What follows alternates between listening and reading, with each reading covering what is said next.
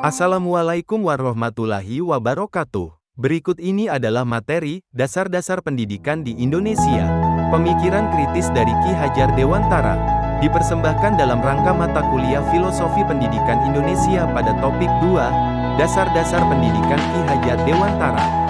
Subtopik 2, Demonstrasi Kontekstual. Dipersembahkan oleh Aditya Dwi Kurniawan, dosen pengampu, Elvi Rimayati S.A.G.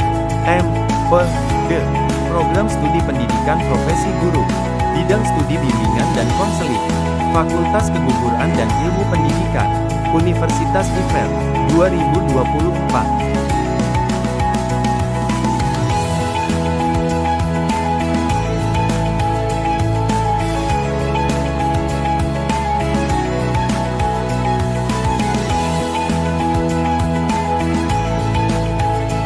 Konsep pendidikan. Secara umum, pendidikan diartikan sebagai tuntunan dalam hidup tumbuhnya anak-anak. Pendidikan sering disamakan dengan pengajaran, namun keduanya berbeda. Pengajaran hanyalah bagian dari pendidikan, yaitu pemberian ilmu yang berguna untuk hidup. Pengajaran, onderwijs, yaitu proses untuk memberi ilmu yang bermanfaat bagi kecakapan hidup anak, baik lahir maupun batin. Sedangkan pendidikan, opvoeding, yaitu tuntunan yang diberikan agar anak menemukan kekuatan kodratnya untuk mencapai keselamatan dan kebahagiaan. Terdapat beberapa maksud pendidikan yaitu 1. Menuntun seluruh kodrat anak agar mencapai keselamatan dan kebahagiaan tertinggi. 2. Mengembangkan potensi anak sebagai individu yang utuh.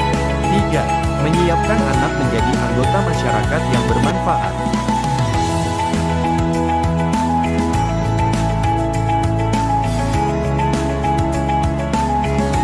Konsep pendidikan sebagai tuntunan. Pendidikan adalah tuntunan dalam hidup tumbuhnya anak. Anak tumbuh berdasarkan kodratnya sendiri, di luar kendali pendidik. Pentingnya tuntunan pendidikan. 1. Meningkatkan budi pekerti anak yang memiliki dasar tidak baik. 2. Membantu anak yang baik dasarnya agar tetap berkembang dan terhindar dari pengaruh buruk. Dampak tidak mendapat tuntunan pendidikan. 1. Anak yang tidak mendapatkan tuntunan pendidikan. 2. Rentan menjadi orang jahat. 3. Meskipun memiliki dasar yang baik, mereka bisa terpengaruh oleh lingkungan negatif. Perbandingan tuntunan pendidikan dengan biji jagung. Biji jagung baik dalam kondisi baik, tanah, air, sinar matahari, akan tumbuh baik dengan pemeliharaan.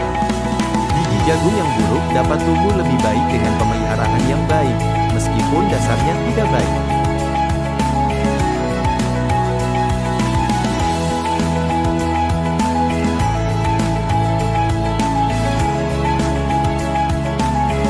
Kodrat anak. Kodrat anak merupakan kekuatan kodrat yang mencakup segala aspek hidup batin dan lahir anak. Pendidik berperan dalam menuntun dan memperbaiki lakunya, bukan mengubah kodratnya. 2 kodrat yang dimiliki anak. 1. Kodrat alam, yaitu sesuatu yang berkaitan dengan bakat dan minat peserta didik pada suatu aspek pengembangan. 2. Kodrat zaman, yaitu kondisi zaman saat ini yang dialami langsung oleh murid. Ki Hajar Dewantara berkata, didiklah anak sesuai dengan tuntutan alam dan zamannya. Sistem Among. Sistem Among menekankan peran pendidik dalam menuntun kekuatan kodrat anak. Pendidik sebagai penuntun yang membimbing tanpa mengendalikan. Perbandingan pendidik dengan petani. Petani menanam padi dan menuntun pertumbuhannya. Petani dapat memperbaiki kondisi tanah dan memelihara tanaman, tetapi tidak dapat mengubah padi menjadi jagung. Kesimpulan, seperti petani, pendidik tidak bisa mengubah kodrat anak, tetapi dapat membantu anak tumbuh dengan baik.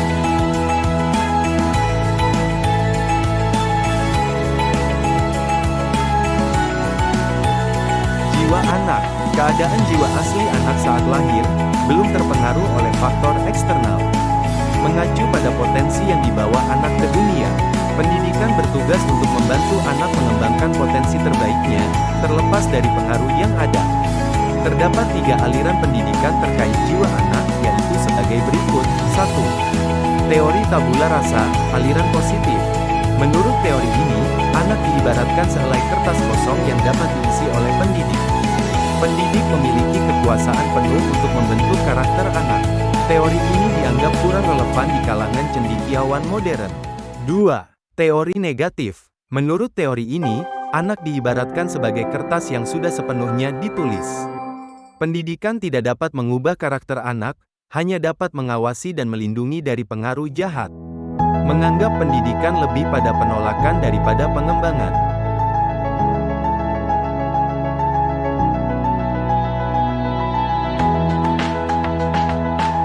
Jiwa anak. 3. Teori konvergenti. Teori ini mengemukakan bahwa anak diumpamakan sehelai kertas yang sudah penuh tulisan, tetapi tulisan tersebut suram. Pendidikan berfungsi untuk menebalkan tulisan yang baik dan menghindari tulisan jahat agar tidak menjadi tebal. Fokus pada mengembangkan budi pekerti yang baik. Pada teori konvergenti mengemukakan bahwa manusia memiliki dua watak, yaitu 1. Bagian intelligible. Bagian ini berhubungan dengan kecerdasan dan pikiran.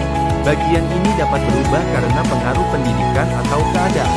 Contoh, anak penakut yang setelah didikan baik, rasa takutnya hilang. Anak tidak berubah menjadi pemberani, hanya ketakutannya tertutup oleh kecerdasan pikiran.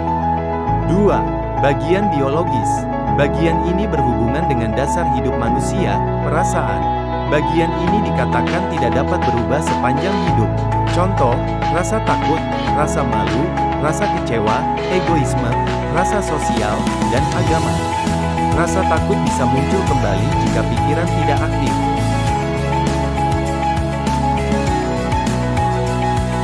Budi pekerti. Budi pekerti diartikan sebagai bulatnya jiwa manusia atau karakter yang mengombinasikan antara pikiran, perasaan, dan kemauan. Budi pekerti menjadi dasar bagi pengukuran sifat-sifat jiwa manusia. Elemen budi pekerti. 1. Keselarasan antara cipta, kognitif, karsa, afektif, dan karya, psikomotor. 2. Mengembangkan kesadaran diri dan kesadaran sosial. Jenis-jenis budi pekerti menurut Prof. Sprenger. 1. Kekuasaan, mahmens. 2. Agama, religious mens. 3. Keindahan, kunstmens. 4. Kegunaan, nafsmens. 5. Pengetahuan, wetenschap. 6. Menolong, socialemens. Teori-teori mengenai budi pekerti. 1. Teori Prof. Kretschmer. Budi pekerti merupakan hubungan antara sifat jasmani dan watak. 2. Teori Adler dan Kunkel. Budi pekerti merupakan pandangan diri sebagai pusat atau bagian dari alam. 3. Teori Jung. Budi pekerti merupakan pembagian introversion dan extraversion. Faktor yang mempengaruhi budi pekerti. 1. Keturunan. 2. Pendidikan dan pengalaman. Naluri pendidikan. Pendidikan adalah proses yang terjadi di setiap keluarga. Dipengaruhi oleh insting pedagogis, yaitu keinginan dan kemampuan manusia untuk mendidik anak agar selamat dan bahagia. Naluri pokok pendidikan. Pendidikan bertujuan untuk memastikan keberlangsungan keturunan. Pendidikan yang tidak teratur seringkali hanya berdasarkan tradisi dan perasaan, bukan pengetahuan yang mendalam. Pendidikan yang teratur. Pendidikan yang berdasarkan pengetahuan dan ilmu, bukan sekadar kebiasaan. Memerlukan keinsyafan dan pemahaman yang lebih dari sekadar perkiraan atau perabaan. Analogi dengan pengukir kayu. Seorang pengukir kayu harus memiliki pengetahuan mendalam tentang kayu. Pendidikan diibaratkan sebagai mengukir manusia, yang memerlukan pemahaman tentang ilmu jiwa dan jasmani, batin dan lahir, estetika dan etika, keindahan batin dan lahir, dan ilmu tambuh pendidikan, pengetahuan tentang metode pendidikan. Pendidikan yang baik memerlukan kombinasi berbagai ilmu untuk membentuk individu secara optimal. Seperti seorang pengukir yang memahami bahan dan teknik, pendidik juga perlu memahami manusia secara mendalam. Peralatan pendidikan. Peralatan pendidikan adalah alat pokok atau cara-cara mendidik yang digunakan oleh pendidik. 1. Memberi contoh, forbil, menunjukkan perilaku yang diharapkan. 2. Pembiasaan, pakulinan, membiasakan anak dengan kebiasaan baik. 3. Pengajaran, ulang urut, memberikan pengetahuan dan keterampilan. 4. Perintah, paksaan, dan hukuman, regiring dan tuk, menggunakan disiplin untuk mendidik. 5. Tindakan, laku, self-behearsing, menerapkan tindakan yang tepat dalam situasi. 6. Pengalaman lahir dan batin, melakoni, pembelajaran melalui pengalaman langsung. Cara mendidik anak sesuai usianya. 1. Masa kanak-kanak, dengan cara memberi contoh dan pembiasaan. 2. Masa pertumbuhan jiwa pikiran, dengan cara pengajaran, perintah, paksaan, dan hukuman. Masa terbentuknya budi pekerti, dengan cara tindakan, dan pengalaman lahir dan batin. Pemilihan cara mendidik yang tepat berdasarkan umur anak sangat penting untuk efektivitas pendidikan. Setiap tahap perkembangan memerlukan pendekatan yang sesuai untuk mendukung pertumbuhan dan pembentukan karakter.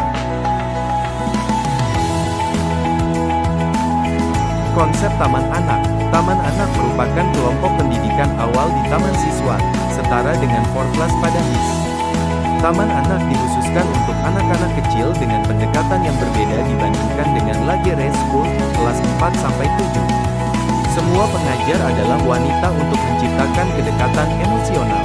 Materi berfokus pada latihan panca indera dan permainan sebagai bagian dari pendidikan.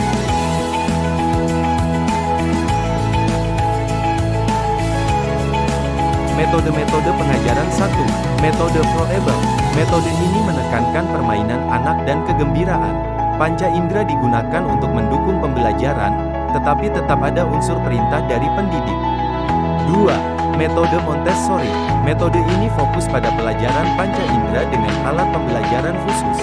Memberikan kebebasan kepada anak, tetapi permainan tidak menjadi fokus utama. 3. Metode Taman Siswa. Metode ini mengintegrasikan pelajaran panca indera dan permainan anak sebagai satu kesatuan. Menggunakan permainan tradisional Jawa yang mendidik anak dalam berbagai aspek. Contoh permainan tradisional: sumban, gaten, kunclang. Mengembangkan keterampilan motorik dan sosial. Dakon, jubla-jubla suwon. Mengajarkan perhitungan dan taksiran. Olahraga, permainan seperti gobak dan panahan mengembangkan kekuatan dan keberanian.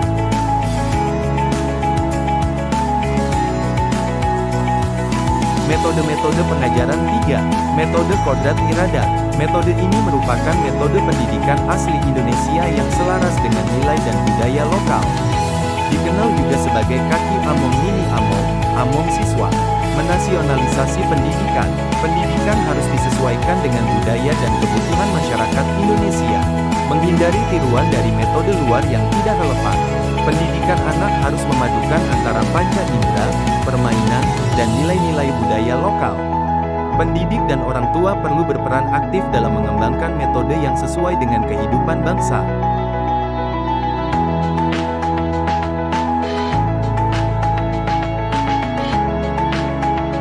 Matur suwun.